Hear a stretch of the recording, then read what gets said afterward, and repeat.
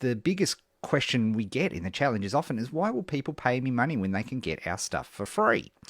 So let's go to the my big iPad Bro, and let's take you through it. And again, like I said, if you've got any questions, you can just add them there at live.eddale.co. All right, so now let me just clear this screen up here so we can see everything. So the book of the week, and it's just come out, is called The Inevitable, and it is by Kevin Kelly, and that name should be familiar to you all because I speak about Kevin's theory, 1,000 True Fans, all the time. It's a key fundamental to the whole niche-based challenge approach.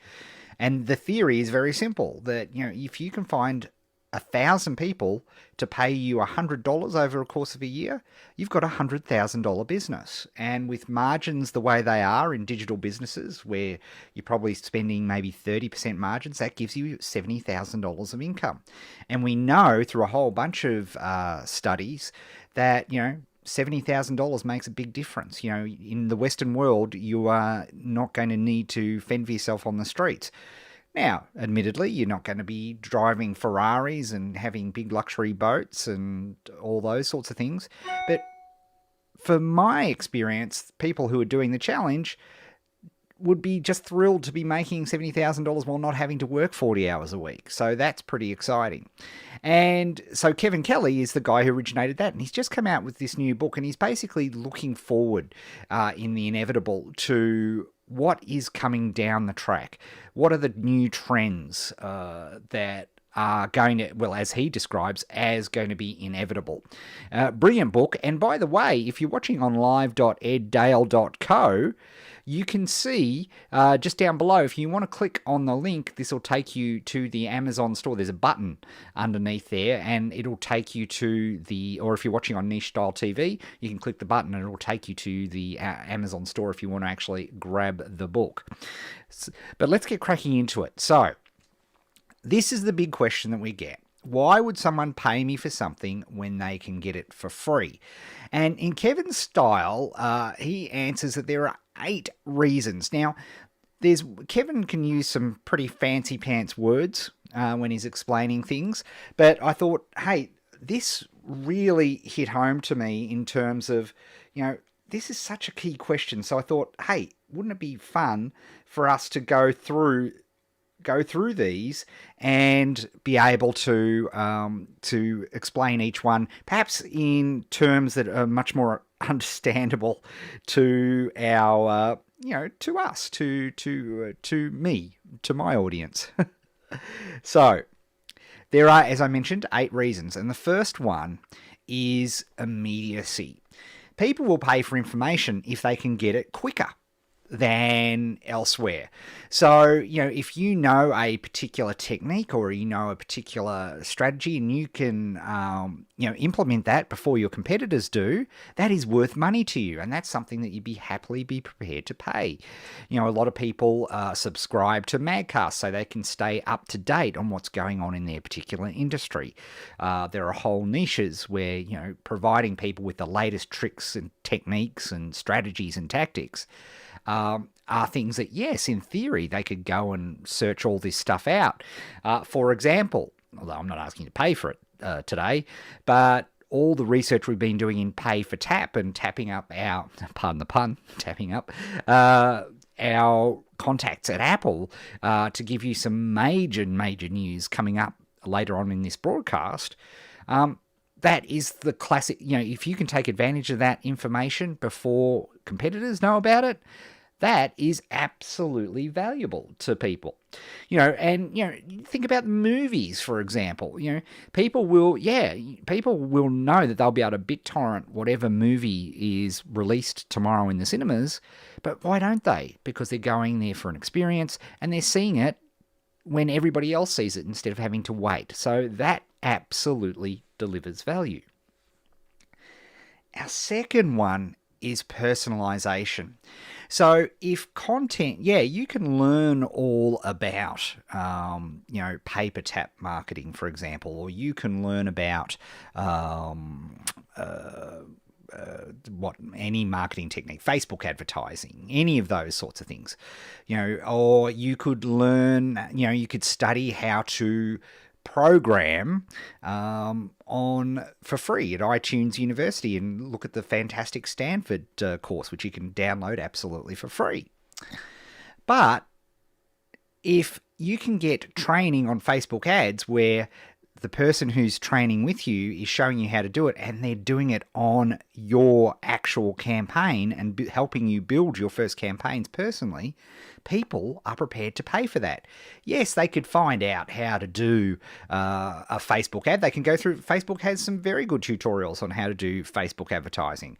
Apple has some great tutorials on how to do apps.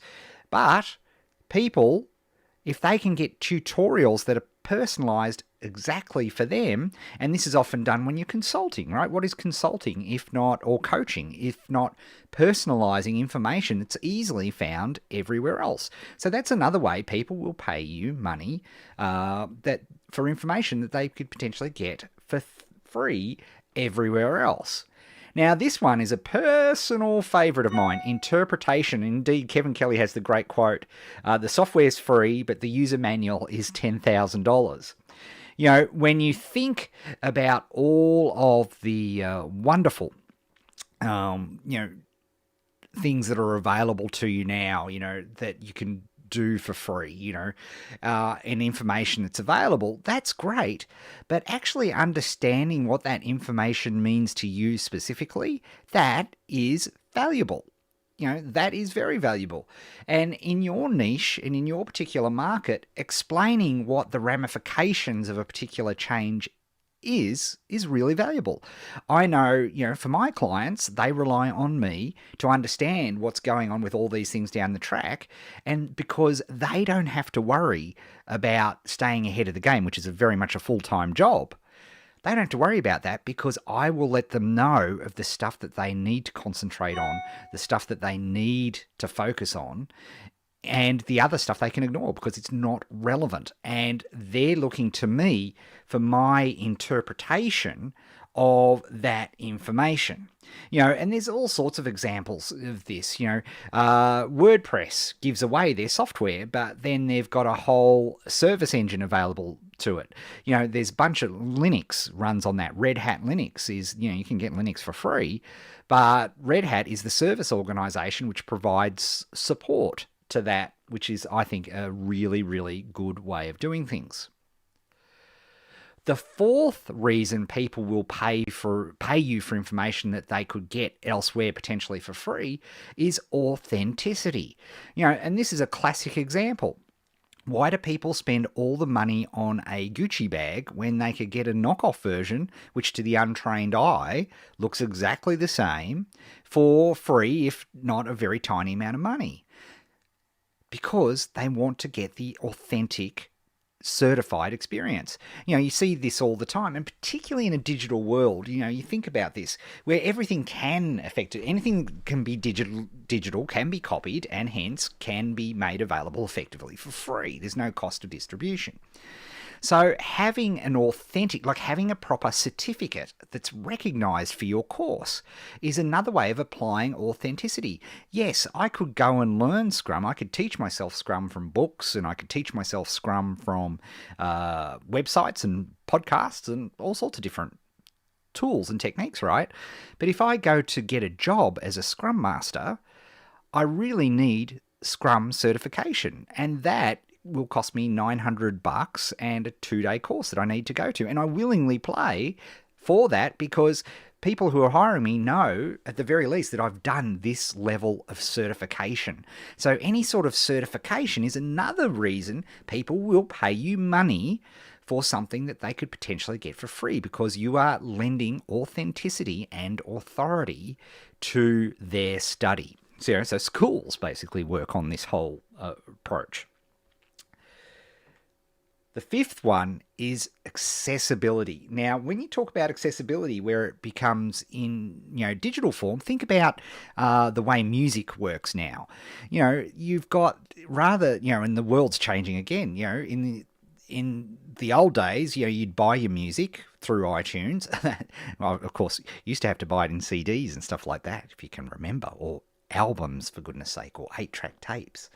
You used to be able to do all of that. But then, if you were on the road and your LP collection was back home, then you didn't have music.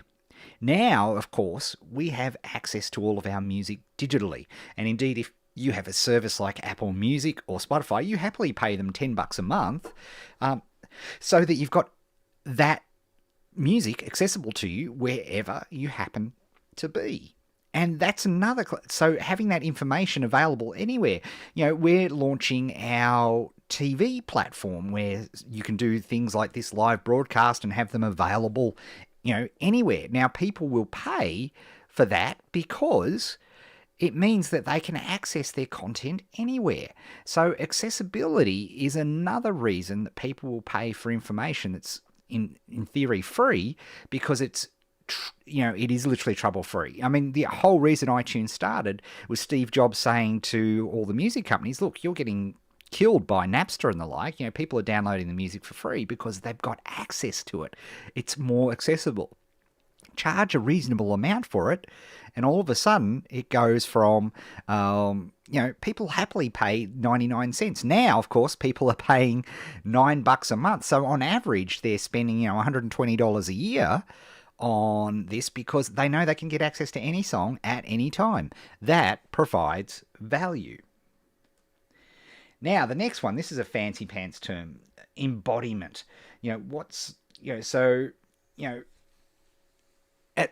Even though we've got digital music, I go to record stores now.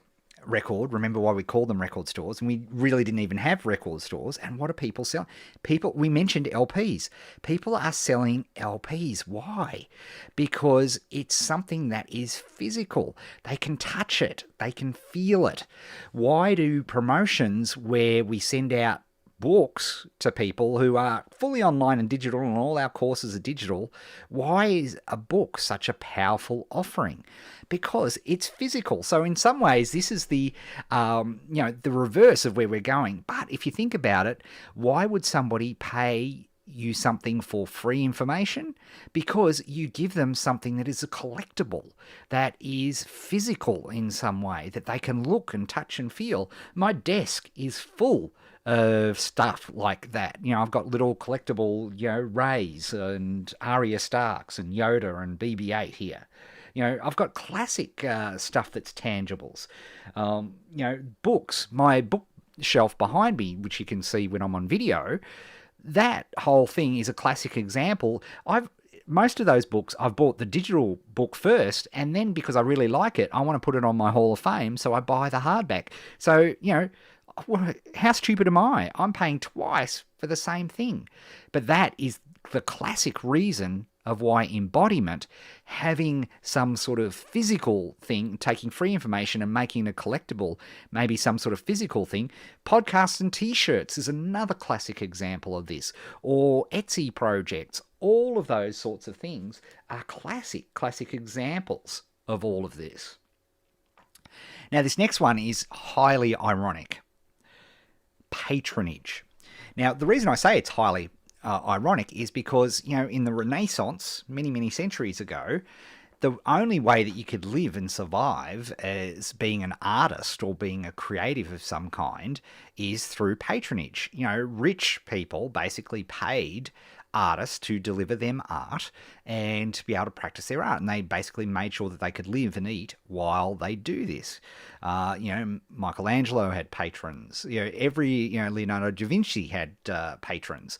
It was a very cool thing. It was, every rich person in middle-aged Europe had to have their collection of artists and musicians because that was the hip thing to do. They didn't have fast cars to spend their money or luxury boats, so they collected patrons and they provided patronage.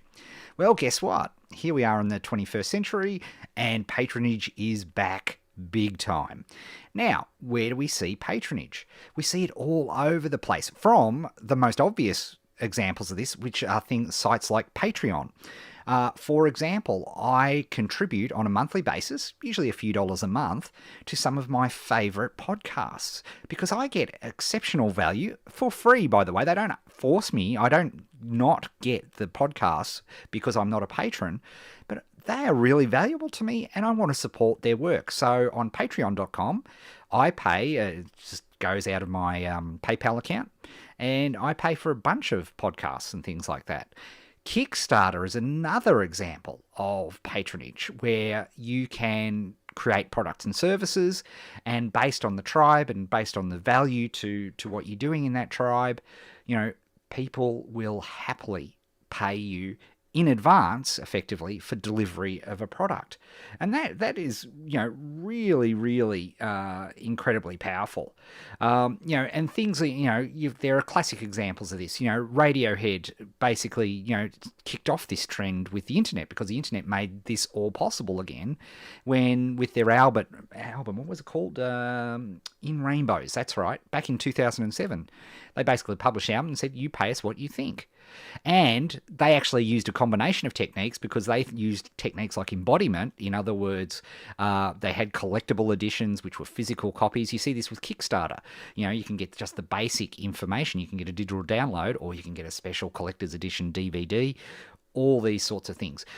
So patronage is another reason people will happily pay you money for things that they get for free because you're providing them an awesome service and they want to find ways to give back. Often we don't ask. And perhaps my favorite of all, which is number 8, is discoverability. And this is probably the most important one, particularly in information marketing. Yes, I could learn about Kanban and Scrum and all of those things. And as I did, right, I did the courses, I studied the books, I implemented it, I, got the bruises, and I forced it upon my private clients and made sure they were doing it because I'd got religion about it and thought it was awesome.